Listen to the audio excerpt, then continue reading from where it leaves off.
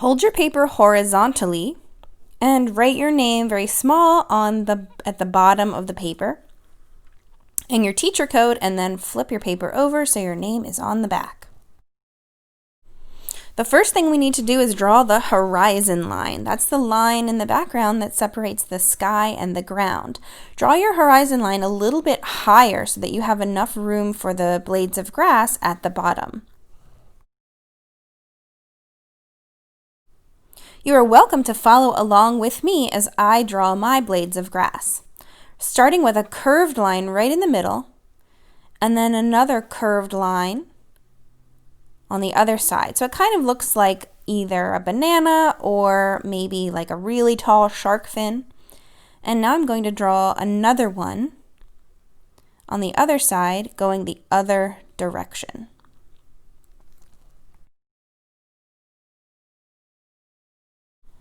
Curved lines are the best kinds of lines for blades of grass. Now this one, I'm drawing it the same, but I am bringing that other side right into another blade of grass. This is going to show overlapping. When things overlap, they show depth in space. So continue drawing your blades of grass, making sure that some are overlapping. So drawing the lines and then drawing the lines so they go right back into the blade of grass that is right beside it. Continue filling up the entire bottom of your paper with curving blades of grass. Don't forget to show overlapping. All right, so there's my foreground.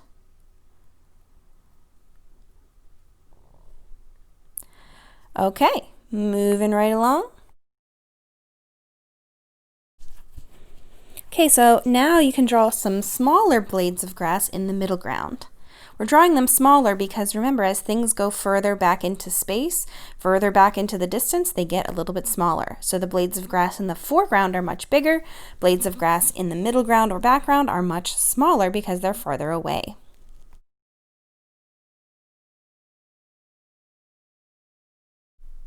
Now we can start adding a scene in the background. Now this can be any scene you want. I'm drawing some buildings, maybe a town or a city in my background, but you can certainly think up your own ideas for what you want in your background. If you want your background to be a city, go for it. If you want your background to just be a simple little house with maybe a fence and some trees, that's fine. If you want your background to be a farm, that would be a great idea. If you want your background to just be mountains, that's a good idea too. You are the artist, so you get to choose what background you would like to do. There is no wrong answer. All right, let's get to drawing our bugs. This is one of my favorite parts. Okay, I have created this worksheet for you if you'd like to look off of this worksheet to help you learn how to draw different cartoon bugs. If you are in the classroom, I have these for each table. If you are at home, I have put this on Google Classroom for you to check out. I'm thinking. I think I'll start with this easy little ladybug. Say, looking at the basic shapes, it's very easy to draw bugs if you just break them down into shapes. So, the ladybug has a circle for a head, and then a big oval for the body with a line in the middle and some spots. Don't forget those curling lines for antennas. And then 3 legs on one side, 3 legs on the other for 6 legs.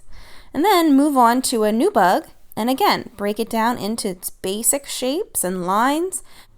Okay, now for the spider web, you need to find 2 blades of grass that are kind of have some space in between to put your spider web in between, because the way a spider web works is it attaches itself to 2 different blades of grass. So here I'm just drawing some kind of curving lines, a dot in the middle, and then drawing lines that extend from the middle to those pointy parts. And then I'm just following that same kind of line inside the space. There we go. Little wiggly line for the spider to be hanging down, hanging out, and then 8 legs. There's my spider web.